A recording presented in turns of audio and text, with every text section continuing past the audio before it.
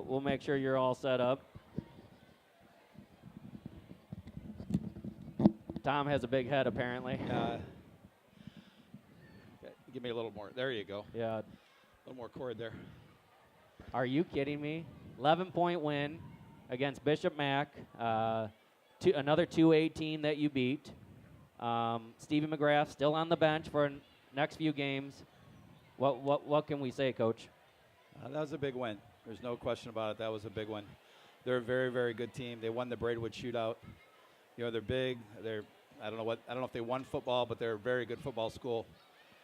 And, you know, they're strong. I thought rebounding, they really killed us in that first half. They had 10 offensive boards, probably a good 10, 12 points off those offensive boards, and that was hurting us.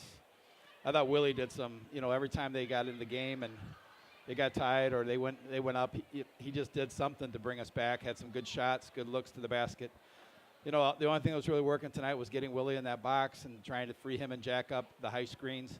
We just didn't seem like, I mean, against a team like that that's so physical, sometimes it's hard to get your offense moving. So those things were working tonight. Willie did a great job. 3 for 4 from downtown. Not as normal. He was 3 for 3 yesterday. So I saw him in warm-ups, and he was actually taking several three-pointers in the warm-ups. You doing something different? No, he's getting tired of getting knocked out first and seven up. So maybe he's going to step up. And no, he's just, you know, I told him the other day, I just said, Willie, you're doing remarkable things. He's a very, very talented player. He on the court, smart, sees the floor. You can count on him. I know he was exhausted. We were trying to get Dylan in the point a little bit, get Willie some rest, but he just does so much, and he's got such heart. He's just a great player to have on your team. And now if he starts shooting like that a little bit, you know, he's deadly. He's just really hard to guard. Pretty unbelievable. And I'll tell you what, it was true heart that second half because you got out-rebounded so bad on the offensive boards that it was so frustrating to watch. I think it was number 10 for them, just kept getting the ball back and getting putbacks, we didn't even foul in the first half. We had 0 fouls in the first half. So they were just getting putbacks. At least get a foul because you're boxing out too hard. You know, a team like this, you know, you just don't face this all the time, but you got to step out and get them. You have to put a body. If you turn around, which we did the first half and sometimes the second half, I mean, it's nice when you're 6'6" like Jack or 6'5" like Evan, but the problem is those guys can leap and they're as big as you are and stronger. So if they're even with you, I told them, 90% chance they're getting a rebound. And on the offensive boards, you don't like those odds. So you got to step out, you got to body them and try the best to keep them off before they can once you let them jump in there, odds are they're going to get that rebound. So we've got to do a better job. That was one thing we really could improve on. Yeah, we went 24 of 39 from the field, shooting 61.5%.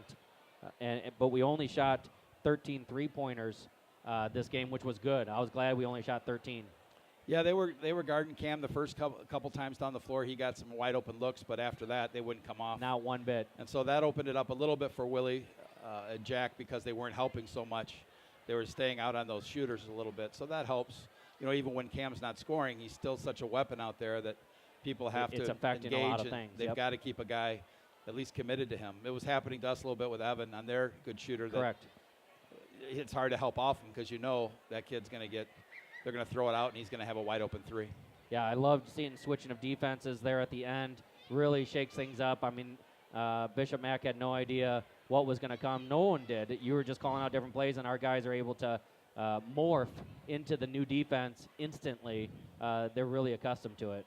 Yeah, we like to do a lot of different things. When I was playing, I'm sure when you were playing, I didn't like when they jumped from zone to man to different things on me. I liked if the team did one particular thing. They're predictable, right? So we try to do, 33 where we come up and we trap you a little bit, and then 31 where we lay off and let you, play on the perimeter, try to seal it off on the inside, and then 51. We were just trying to contain them. They were driving, getting us off the dribble, so we just tried to contain, and then when they did set screens, try to get out and put some pressure on them so they just didn't get drives to the hole. I thought we did a really good job second half. Yeah, you guys did a great job. Well, that's a tremendous win. We have Seneca on Tuesday. Is that right? That is. Is it Seneca? Yeah, Seneca. Seneca on Tuesday, Indian Creek on Friday. That's correct. And we're at Seneca. We're home again against Indian Creek. So Seneca is probably not going to be an easy easy walk for us on Tuesday. I wouldn't think. I don't know anything about them this No, year. they're always a good. They play good defense. They'll run a lot of offense. So if you let them hold the ball, I mean they'll hold that ball for 30, 40 seconds and run a good solid, a lot of pick offense, and they'll try to get open looks.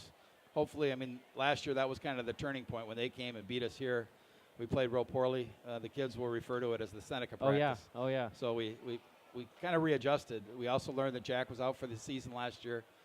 Once after we lost that game, when we went on a 13-0, 13 game winning streak until we got beat in the sectionals. Yep. So I think they look at that Seneca game as saying we don't want to let that happen again. So You better believe it. hopefully we have no letdowns and just keep playing. We play like this, I mean, we're going to be a tough team to beat. We are going to be absolutely tough. Well, great game, Coach. Thanks for coming up.